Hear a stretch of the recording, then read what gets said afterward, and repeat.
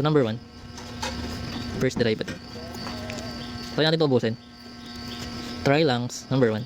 Naman tayong y is equals to 5x squared minus 3x plus 5. So y prime will be, ang dali na guys, kaya nyo na yan.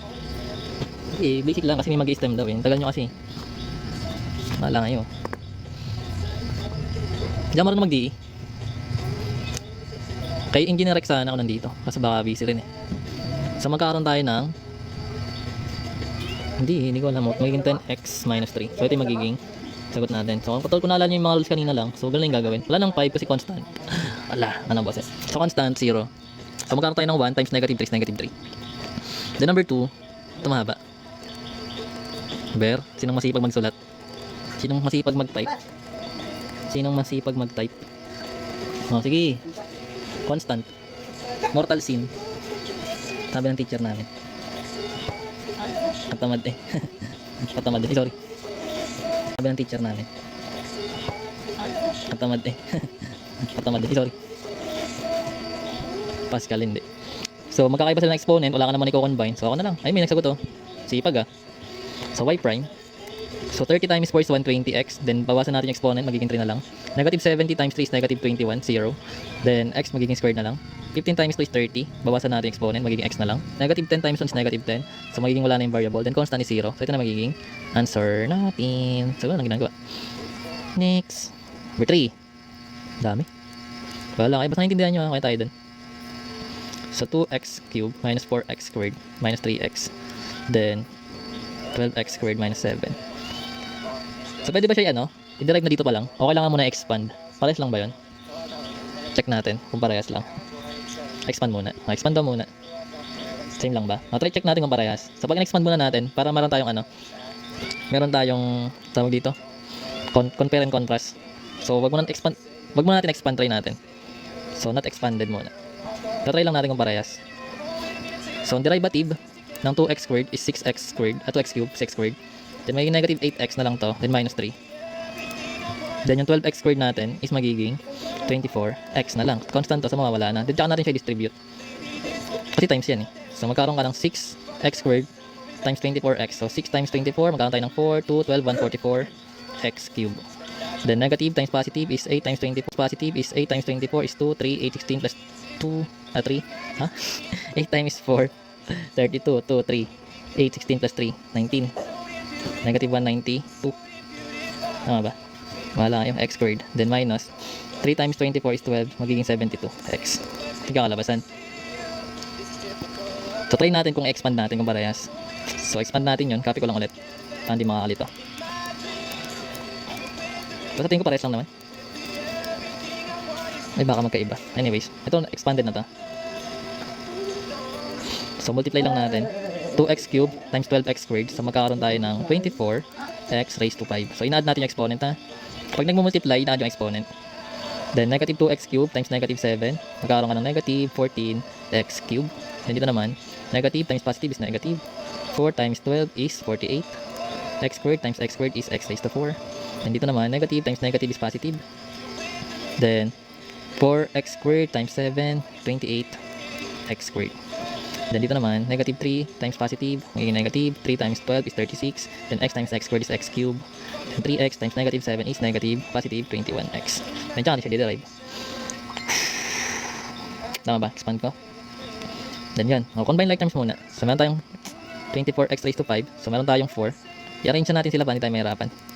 So meron tayong cube. Meron din cube dito. Dito pag inad natin to, negative plus negative is negative. Then 14 plus 36 ilan? 50. Then x cube. Then meron tayo squared plus 28x. So magkaiba nga sila. Squared plus 21x. Then magkaroon tayo ng first derivative.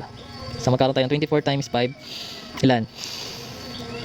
22, 5, 10, 120 x raised to 4. So mali na pala, mali na.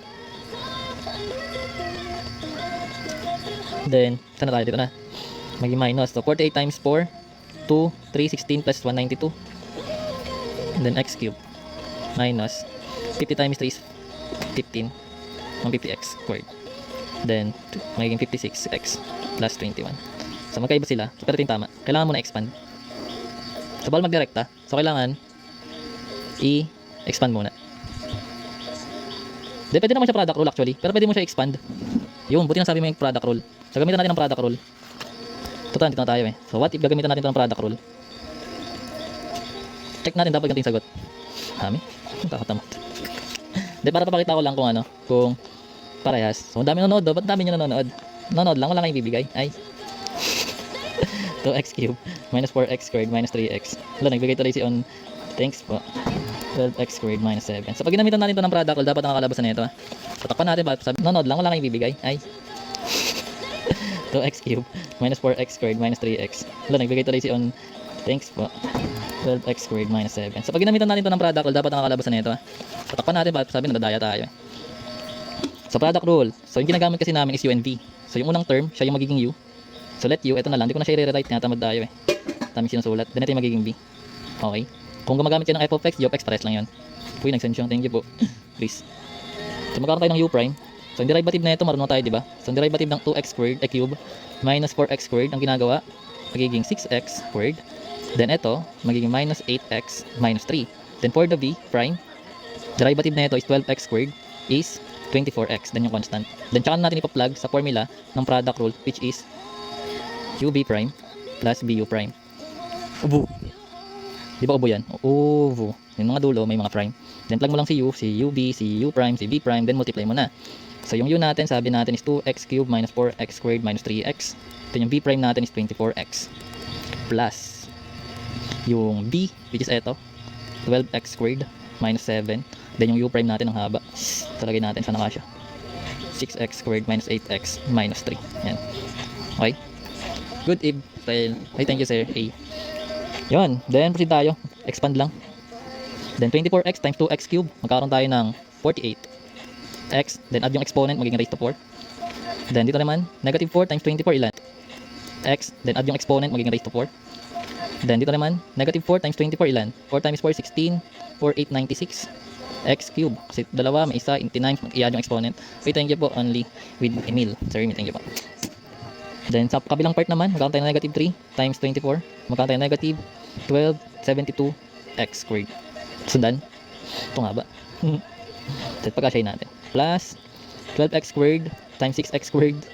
So 12 times 6, 6, 12, 72. 72x raised to 4. Then 12x squared times negative 8. Magiging negative 12 times 8 ilan? 16, 96 x cubed. Then 12x squared minus 3 times negative 3. Magiging negative 36 x squared. Hindi pa tayo tapos kasi meron pa tayo negative 7 times sa term na to. So negative 7 times 6x squared. So 7 times 6 is 42. Magkakaroon tayo ng negative 42. Then x squared. Okay. Then negative 7 times negative 8. Magiging positive. Then 7 times 8 is 56. Magkakaroon tayo ng variable x na lang. Then negative times negative is positive. Then 7 times 3 is 21. So ito na. Then combine like terms na lang. Meron tayong y prime, which is equals to, may 4 dito, exponent, may 4 din dito. So 48 plus 72 is ilan? So 2 plus 8 is 0. Carry 1, magiging 8 plus 4. 8 plus 4 is 12, magiging 120x raised to 4. Meron tayong cube, combine, parehas negative, ipa-plus yung numbers. So 96 plus 96, ilan? 12, 1, 9. Meron tayong cube, combine, parehas negative, ipa-plus yung numbers. So 96 plus 96, ilan? 12, 1, 92, x cube. Then meron tayong squared. Merong squared. Minus, plus minus, magiging negative.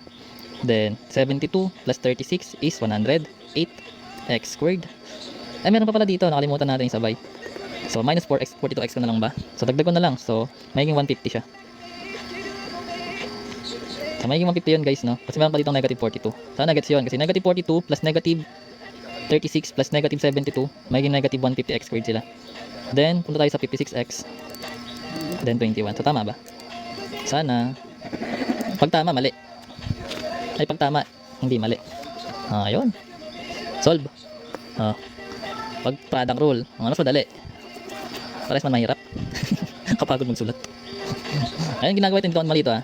So, bawal siya i-derive sa given pa lang. So, pag ganyan yung given, kailangan